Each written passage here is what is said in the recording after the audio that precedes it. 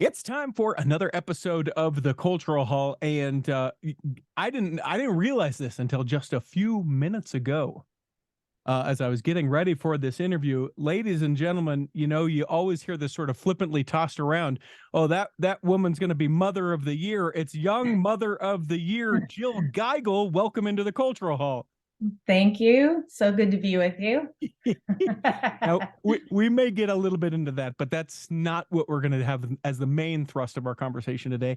Talking about pornography and being able to protect our children against pornography, and in turn, maybe have conversations within ourselves as adults about how we can be able to do that. Jill, I appreciate you being here. Tell me, though, about this Young Mother of the Year award. Oh, several years ago, I had someone nominate me for that. And it was actually, I think, probably because of my efforts in this area and in my work protecting children. That's So, awesome.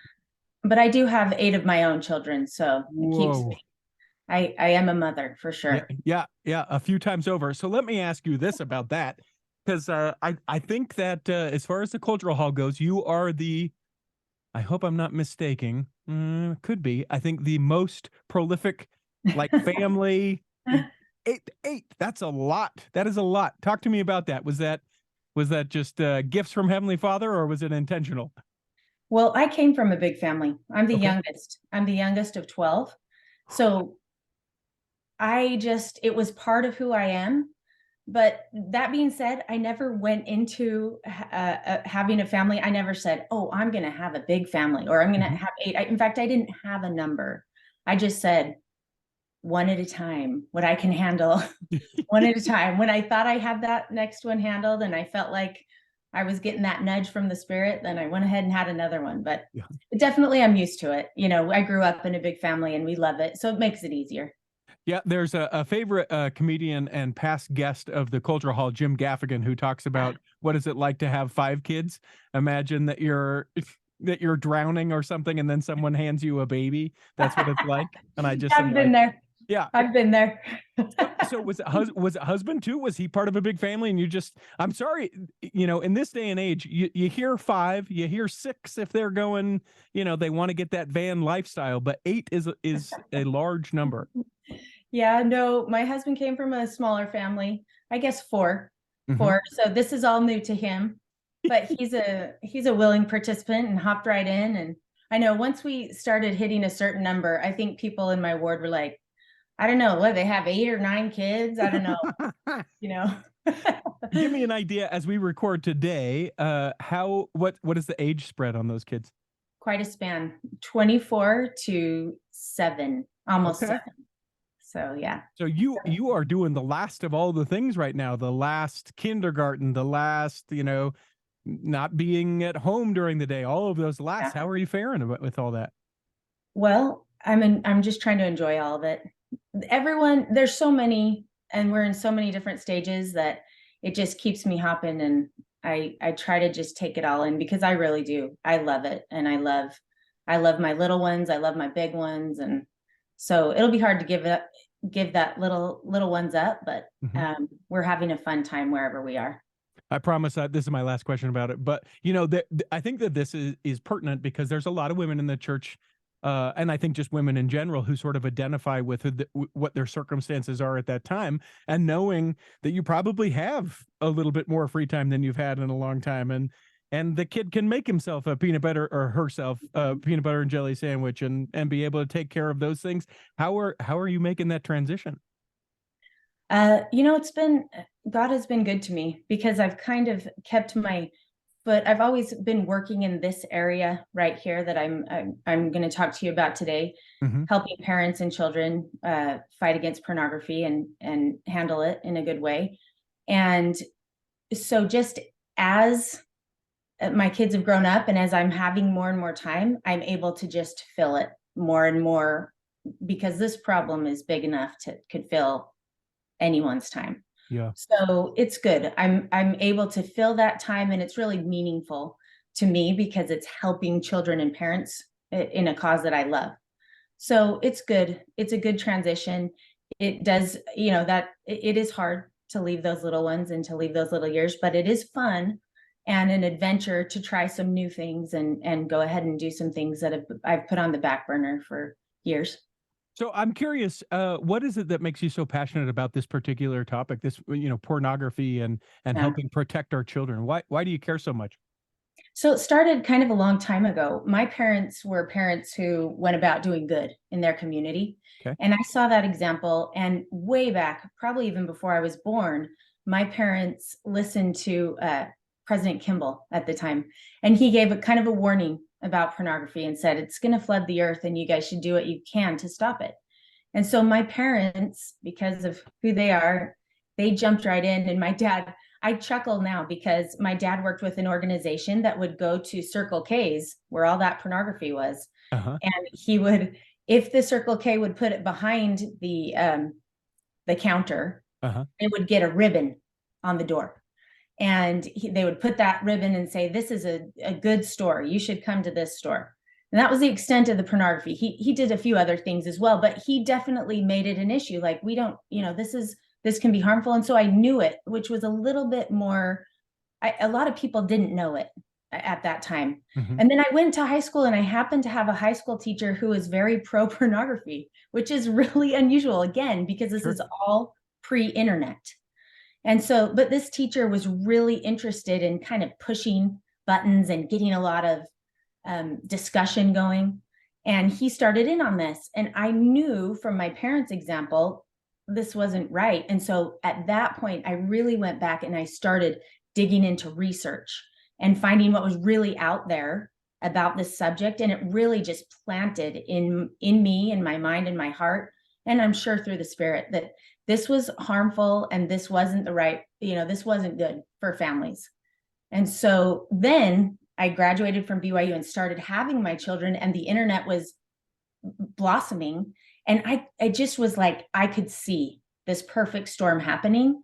And I knew, because I do have that want to protect children heart in me, mm-hmm. I knew that I had to jump in and do what I could.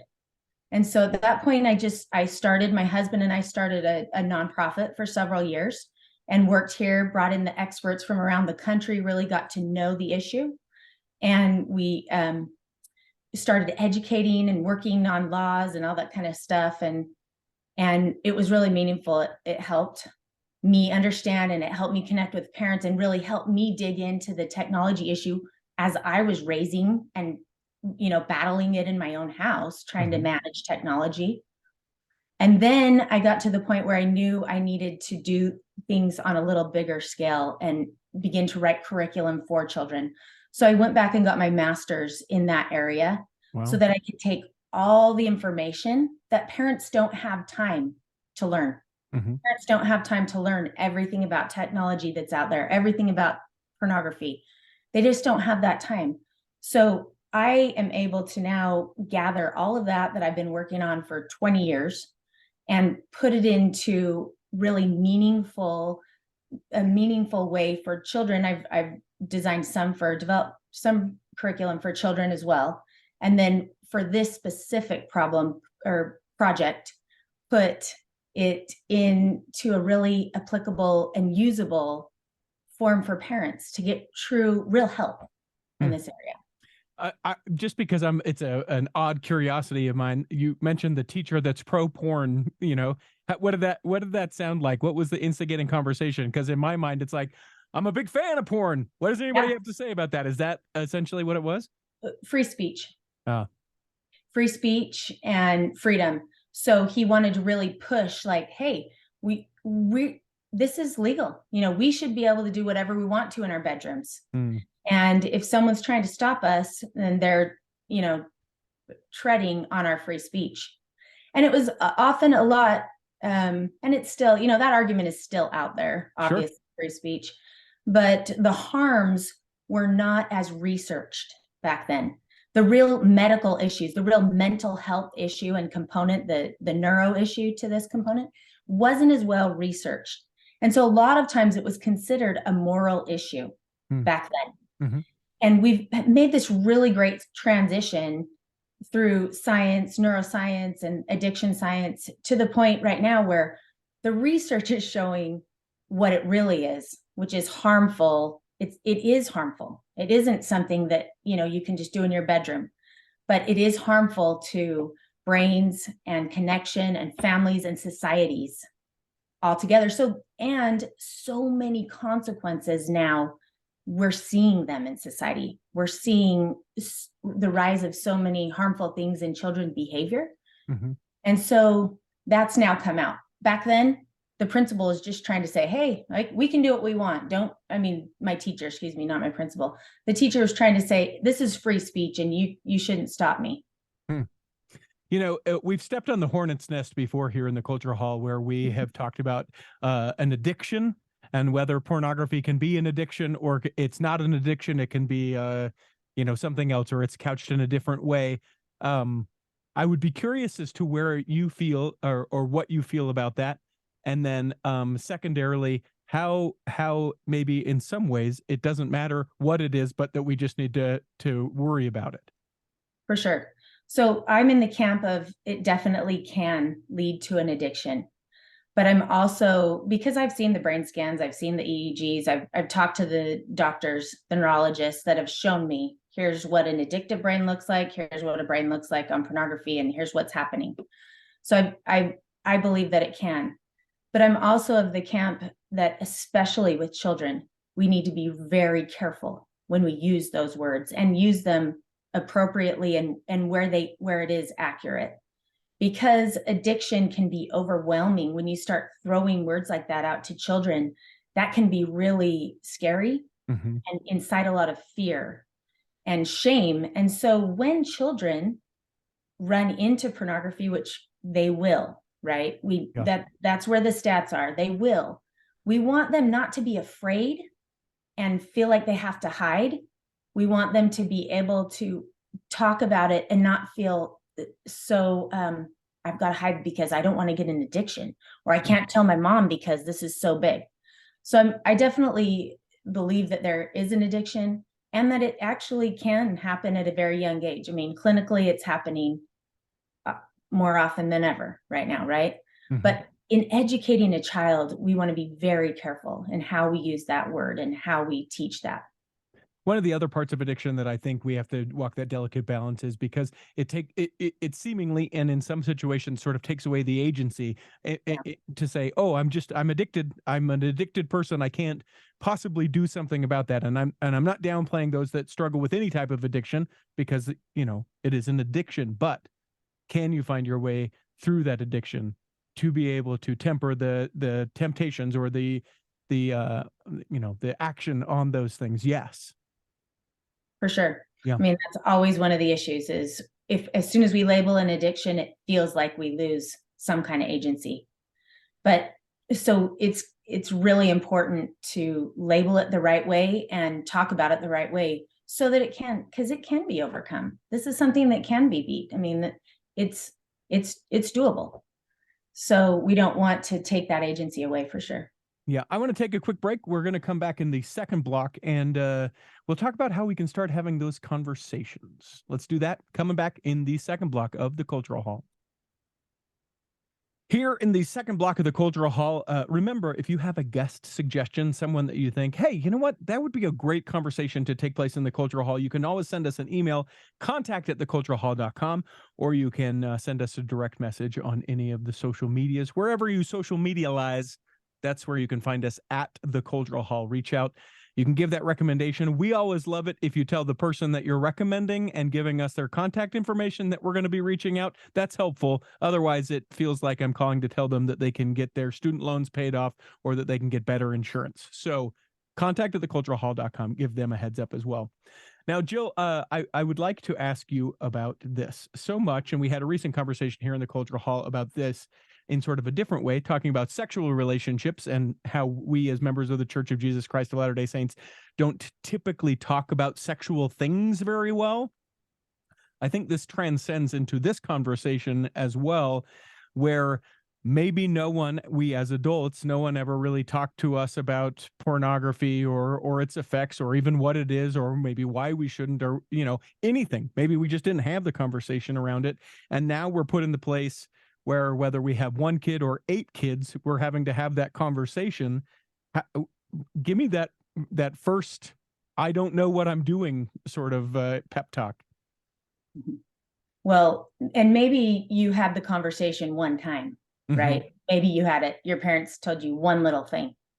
And so, yeah, we definitely feel like that is a big thing that has to change inside as we work with the rising generation, as we work with our own children. Mm-hmm. Because one of the best ways to build pornography resistance in your child is to teach them positive and healthy sexuality first.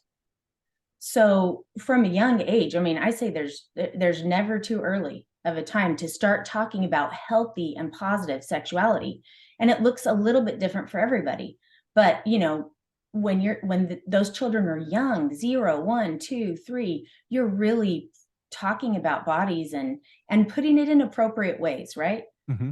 And at appropriate times. But really, to be able to show the difference when your children start getting to that tween age and they're really start taking on a lot more media and everything, if they've heard and seen the truth from you first and they know what that truth looks like, there's going to be a big difference in what they see when they start running into pornography.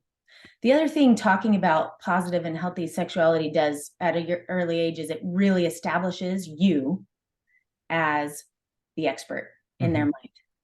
And you have this open communication. They're not afraid to talk to you. There's no shame involved because you guys have been talking about this for a long time. So as they hit, you know, a little bit older years, they know that you're the one who's going to tell them the truth when what they see on social media and the screen will not, you know. How does that, because I know, in conversations that we've had, when we start talking about sexuality with our kids, like there's a very sort of, first step where it's like, that's not a hoo-ha, that's whatever the Right, thing is that you're talking about, right? Using the proper terms for the proper body right. parts and those kind of things.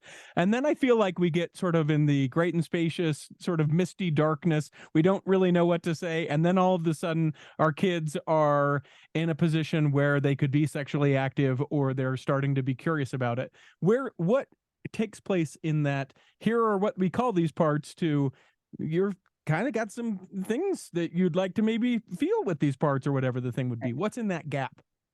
So that's what you have to decide as a parent, because there's all kinds of, for me to answer that is really hard because parents and families vary. Mm-hmm. So what a parent has to do is really start in as a young, with their children young, but then you just have to start learning. What are you comfortable with telling your child? And then start reading and researching and learning, how do I approach the next part? Okay, they're 8 years old.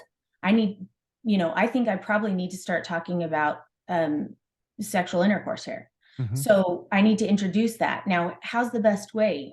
And you can look it up, look for books, look for trusted sources of information.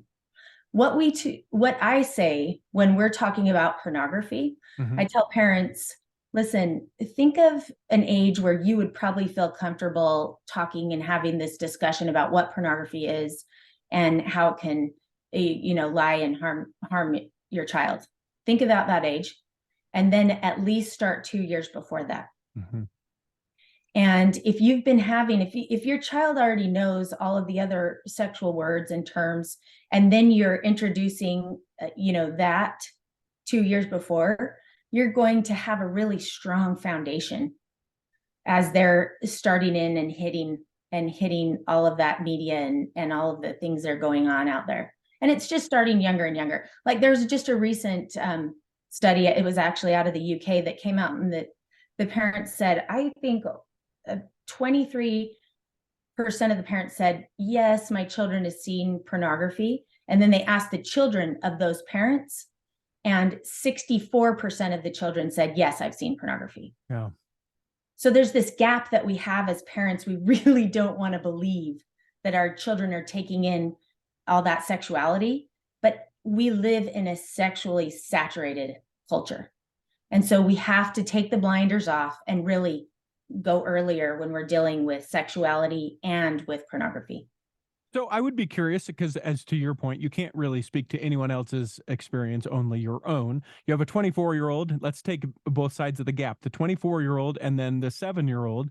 Right. When the 24-year-old was younger, around the age of the 7-year-old, what did that conversation sound like? And I'm actually hoping that you can maybe walk out what that little literal conversation would be, and then juxtapose it to if there's anything that is different or that you've gained to your now 7-year-old, and how that conversation has changed as you've changed. For sure. Haven't I learned, right? I've learned a lot in these years. I So hope first of so. all, That's what life's yeah, all about, right? for sure. I mean, that's why I am here right now, to try to help parents, because we start in this place, at least I started in this place of trying to protect my child. I don't want them to see anything. I can't. It'll ruin their life. It'll take the spirit away from them. It'll harm their brain. We're going to get an addict, right? Mhm. And so I went into it with that really, I would say, excited and passionate way of protecting children. And as I've learned more and more about real life, the brain, Jesus Christ, all of the things, right? I've learned that the truth is, what we're trying to do is prepare our children. And we're trying to prepare them to be able to handle all of the good and all of the bad. And it's harder and harder for children in all ways right now. Mhm. They're being raised in a really, really complicated time, as we all know. So with my 24-year-old, I would say that that conversation at age 6, 7 was definitely body parts. We're thankful for a body. Heavenly Father's given us this body. We get to have families with it. Like, I was very general and very, very, I was, it was pro body, but it Mhm. wasn't any details for sure. We weren't talking sexuality much at all. As I've come through the years, and it's taken some doing, is I generally now teach that specifics of sexuality at about age 8. Hmm. And really get into specifics, and really open that door to, okay, here's what a body does, here's how we have children. And I was always having children.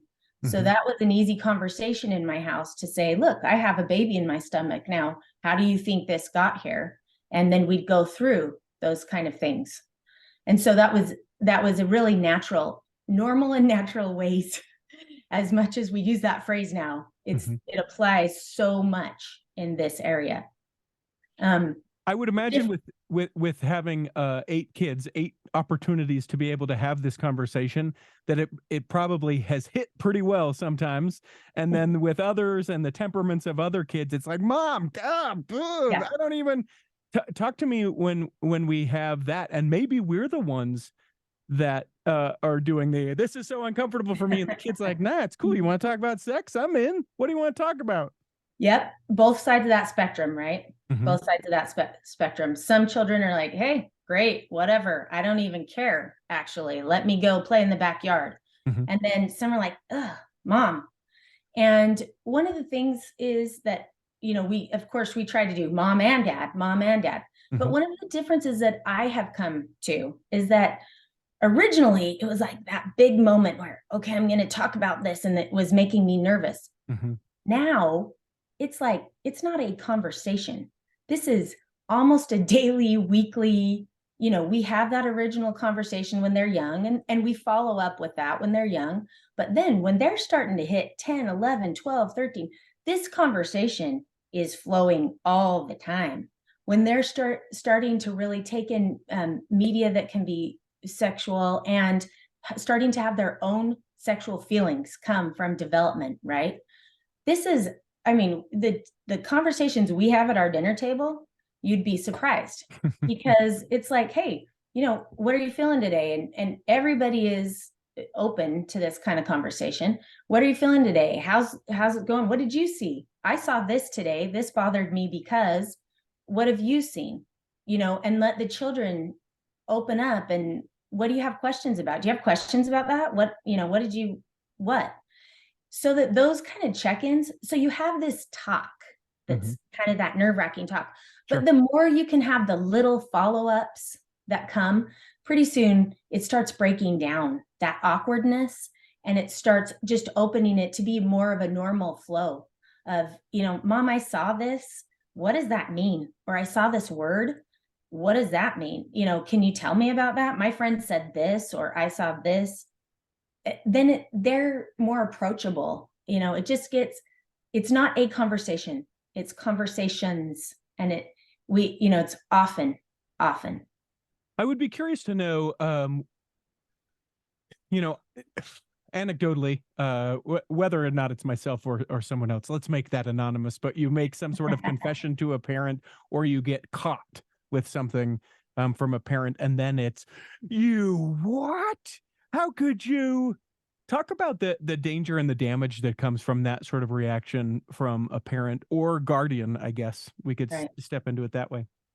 So this is really critical. And all the research, even just recently, I just read some discouraging research that said parents are still struggling with that initial, a child comes to them or they get caught, either way. And that initial reaction is so critical to bringing the child out of shame, where when they're in shame with that sexual activity or that pornography, it creates them to go back. It's that cycle. It pushes them back to the pornography, And a parent has that opportunity to pull the shame down and to say, hey, all right, yeah, I've had that experience. I'm sorry that happened to you. How can we get out of this? So it's that really important first reaction. And I think the reason why parents have that initial struggle, and it is for everyone. I mean, I have done it wrong so many times. But you think you've taught them a little bit, or you think they know, and you know that this really is a harmful thing. I mean, it's that mother bear instinct. And instead of taking it out on the porn industry or the big tech industry or the government, where it should be taken out on, your child is kind of this victim, and they come to you and say, this happened to me. And you have that real protective instinct of, this has to stop. This is harmful. And sometimes you just take it out on that child. So I really try to help my parents. When I'm talking to parents, I say, look, take a minute and practice this response before it ever happens to you. You role play this with children all the time and have them come and tell you, I've seen this. And you practice your response, and before you say anything, you get to a place of empathy. You stop and you get to a place of empathy, like, all right, this is hard. This is hard for both of us. And I'm so sorry this happened to you. I've had things like that happen to me too. I've seen stuff like that too. And then move forward with, hey, let's figure out a way together that we can keep this from happening again, or get some help that you need, or we can really identify that this is Satan actually attacking us as a team. You and I are a team here. We're on the same team. And this Satan and social media and big tech are really trying to attack us. Let's turn and fight against them together. And then, it binds you instead of pulls you apart and puts that rift in there. So that first initial reaction is really important. And I've blown it so many times. So if you do it wrong, it's okay. But I tell parents, as much as you possibly can, practice, get a phrase that you have memorized. So when the principal calls you and says, we caught your child looking at porn on the Chromebook at school, and you have to go down there and get him out of the office, you have that phrase ready to go. It's simple. What you're saying is not complicated. Maybe difficult though, for some especially, but knowing, first of all, that you can have that thought sort of already made up. This is what I'll say in the occurrence of something like this, and knowing that it's not an if, but a when, I mean, I think that's a fair summation to say that if you're, if you're raising a child in this day and age, there will be some sort of opportunity where you will have the opportunity to react to that child, viewing, seeing, searching, hiding, whatever the thing may be as far as pornography goes. I think it's interesting too. I've heard this and I can't remember where, but the advice that was given was, if you don't know, you've practiced it, and then in the actual moment comes and it's time for you to deliver the thing that you have, practiced and practiced and practiced, that it's also perfectly fine to be like, thank you for telling me. Yeah. I need a moment. Yeah. I mean, not like the seething, vein Right. popping out of your head need a moment, but I think that that's a thing that so often we feel like we have to react right in the moment, and to know that we can not have to react in that moment. Thank you for letting me know on the inside. No, not my child. I can't believe this is. We're gonna talk about this again later, and then you can have that sort of as a separate thing. That to me seems like a really empowering response. Yes, that's one of the great ones to memorize. Yeah. Thank you for telling me. Let's talk about this a little bit later. And then because then you can kind of pull yourself together. You can figure out if, what has been going on. Sometimes you can go do a little more research. Maybe you haven't been looking at their text like you should have, or you need to pull up the history and see, because even if you are the most open parent and you've talked to your child and you've talked and you've talked and you've talked, there is still this natural amount of shame that a 13-year-old boy does not want to come to his mom and say to her, I have been looking at pornography and masturbating. So when there is always, no matter how hard you try, there is this natural amount of friction and shame that comes. And so you have to be able to take a minute and go back and do some research, because it's so hard for your child to own up and tell the whole truth that first time. It just hardly ever happens. You'll get a little piece of it, and then you'll go, okay, and what else? No, that's it. And that's all, that's all that happened, or that's all. And then you find out a week later a little more, and you find out a week later a little more. But that little more stuff only happens if you can hold it together. Yeah. Right. Yeah. And then do your research, and then start really digging and see what you can find. Yeah. We test the waters. Yeah. I think that that's the natural thing in children and in parents. It's like, hey, this. Okay, that was all right. That wasn't so bad. And also this. Okay, we're still good. But at the point that it's like, it's like, okay, done. That will be done. I would be curious, again, you can only speak to your experience, and to the level that you need to keep this anonymous, you're welcome to. But I would be curious, in the time that you have done it wrong with one of your kids, I would love to know how you did it wrong, and then what you did on the other side to, air quotes, make it right. Right. I think, and that's the most hopeful thing for parents, right? Is that because this is a very ongoing issue. There is not a one-time shot here. And I would say, in my experience, I'm relatively tight with what my children have. Like, my children don't have social media as teenagers.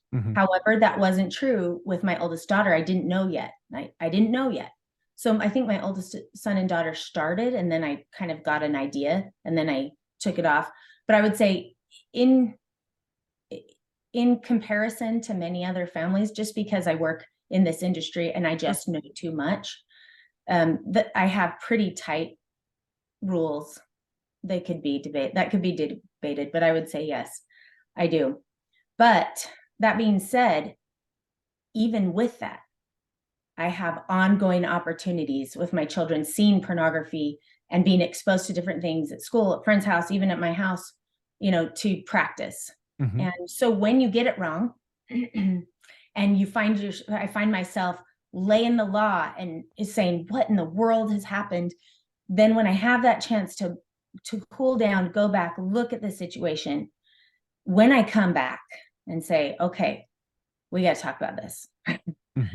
It's just that going back and trying again. I feel like my kids, with those efforts, they know that I love them enough to keep trying. Yeah. And even when I do it wrong, they'll forgive me, because when I come back, I own it. I'm like, you guys, I way overreacted on that. Now let's work together to figure out how we can make this right and make it easier for you. Like, what am I missing? And that's where I've come to a place of, I kind of have a few areas where when I see a child, like a red flag come up with a child, I'm able to kind of look back through a few of these areas and say, okay, what am I missing with this child? Because, viewing pornography isn't just this bad kid that's trying to get pornography. There's usually some underlying issues that are happening. Some of them are practical, some of them might be bigger. But when I can kind of adjust, usually we get back into a better place and we have more, just the regular stuff, like I saw this or I did this or whatever, just small things that we're talking about and the dialogue is going on. But I'm to the point now where I can kind of self-assess, and I'm watching my children. And that's kind of why I put all of this into a book, a workbook, so parents can have that same ability to see red flags and be hopefully working preemptively and preparing, but then have a way to assess what's going on with their children, and then to navigate that when they get a little troubled. Yeah. Let's take another break. When we get back into the third block, we're going to dive right into that workbook. We'll do that in the third block of the Cultural Hall. Here in the third block of the Cultural Hall, make your listening of the Cultural Hall an active listening. What does that mean exactly? Well, maybe you really have enjoyed the crap out of this episode and you're like, listen, I should share this with someone. This is valuable information. There's this cool thing that social media does, which is allows you to spread good to lots of people. You can copy the link to this episode and you can put it out on a social media post. That's one way, for example. Maybe you don't want to do it so blatant. Maybe you just want to send it in a private message to someone. Also great. Or maybe you're just with some people that are like-minded and you go, you know what? I was listening to the most fascinating interview with Young Mother of the Year, Jill Geigel, and you need to hear it. And you can just tell them about it and they can seek it out. However you do, we just would encourage you to share the show however you see fit. Please do it, and we appreciate what that does for us here. Now, Jill, I love that you shirk the Young Mother of the Year. Own it! That's awesome. It's great. It's a great thing. I know. We it's a thing that you're like, well, there are lots of great people and all the things. I say, you know what? If great things happen, yep, that's a great thing. I am grateful for that, because you know what? There will be a bad thing that will happen, and I will have to own that as well. I don't know if I'd win that award if you were visiting my house for a week or so. Oh, come on now. Come on. So you create this workbook, and I love it because just the name, of a workbook, that it's the work. This isn't something that's going to come natural. It's not even the most comfortable talking about, sexuality, pornography, all of these things. Even someone that's really great at it, you have to work, because there's another part of this. This is your children that you're sharing this with. This is your partner who may feel differently than how you do, or you don't know how to navigate it or how to have these conversations. And so it's a considerable amount of work. I would love to know how you sort of you lay it out. Is there a chronological progression? Is it, if you see this, then go to this chapter? Give people an idea about that. So I put it in a workbook form so that you really can have interactive development with your own situation and how you want it to end. And what I did was just put 4 sections. There's 4 sections in here. It's not a lot of text. This is for busy parents. And what they really need is someone to give them a little bit of information and then hold their hand as they figure out the language and the pathway that they want to go down. And so there's 4 sections. Each of the sections are areas that you can work on with your child and that relate to pornography. And that you don't have to read them chronologically.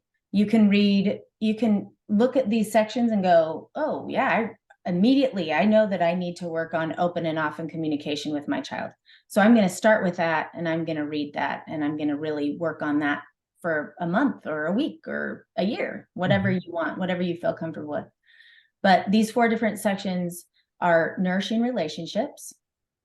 And that's not just with your child, it's primarily with your child as well, but we talk about your relationship with technology, your child's relationship with technology, and then also, really importantly, teaching your child how to have relationships, how to have healthy relationships. We're really struggling in that area right now with children because they have screens. And so we don't have as much real relationship building and modeling going on. And that's really a very important way of building pornography resistance, is that real relationship. So the first section is all relationships. The second section is open and often communication. What we've been talking about, really, that the guideline, and it gives you a lot of ways to practice preparing for that communication. The third area is called creating places of security. And that's really talking about rules and tools that you're going to use with your children, and how to bring your child in to that conversation, and create some places that your child doesn't have to be on high alert all the time. That gets exhausting for a little child and for a teenager. But creating a place that they can come and be okay and not have to be fighting that all the time. And then finally, the last section is called Live and Teach the Doctrine of Jesus Christ. And that section is, of course, the foundation, the most powerful, the best way of pulling down the shame through faith, repentance, covenants, and the Holy Ghost. It gives you the opportunity, it reminds you that you have the opportunity of introducing your child to the grace and to the mercy and to the love of Jesus Christ and his reaction. And you get to be the one to model that to your child through their development in this area.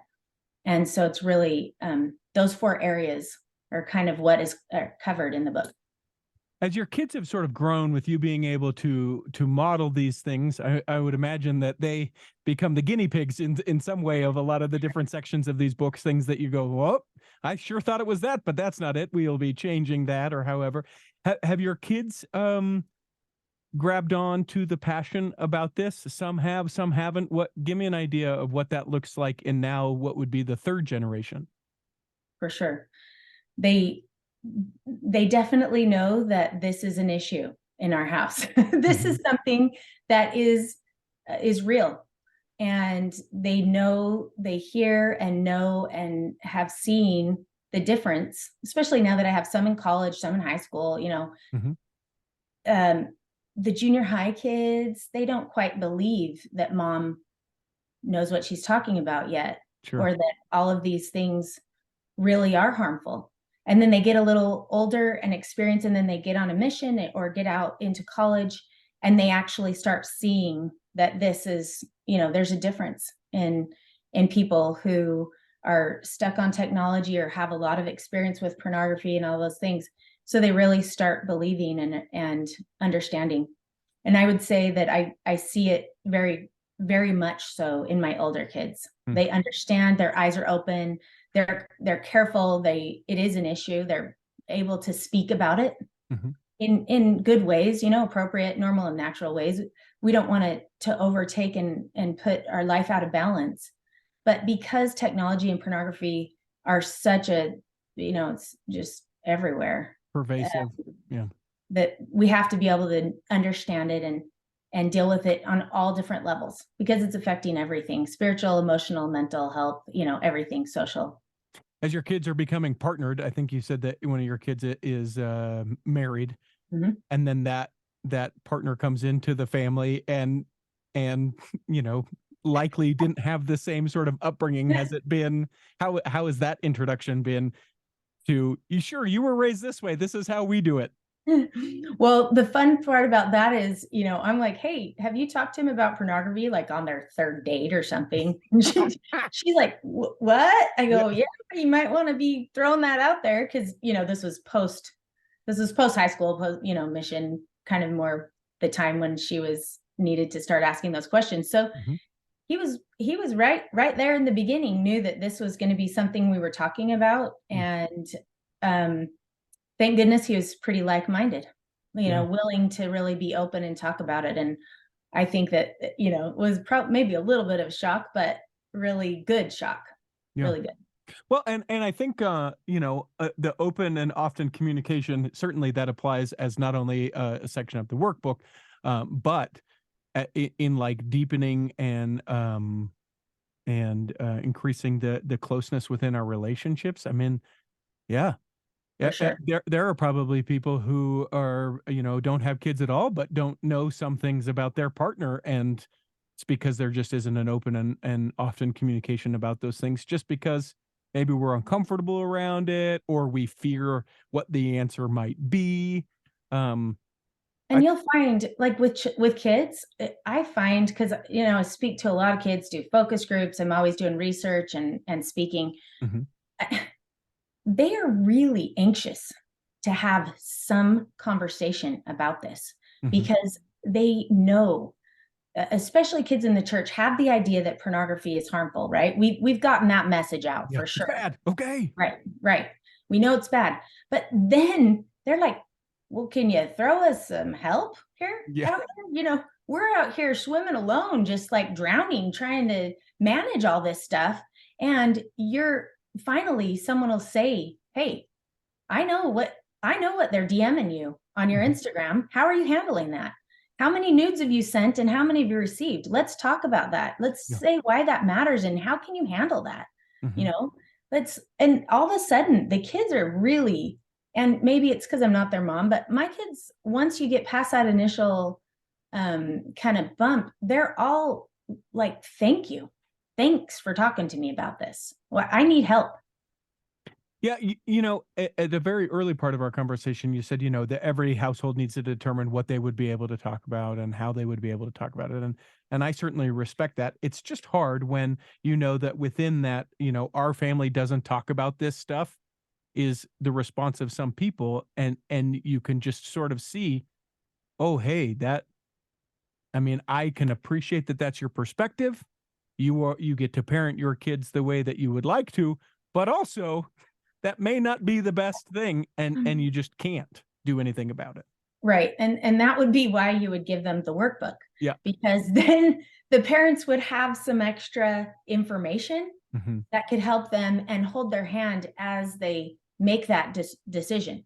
Because really, we want to live in this world that this isn't going on. But I have this.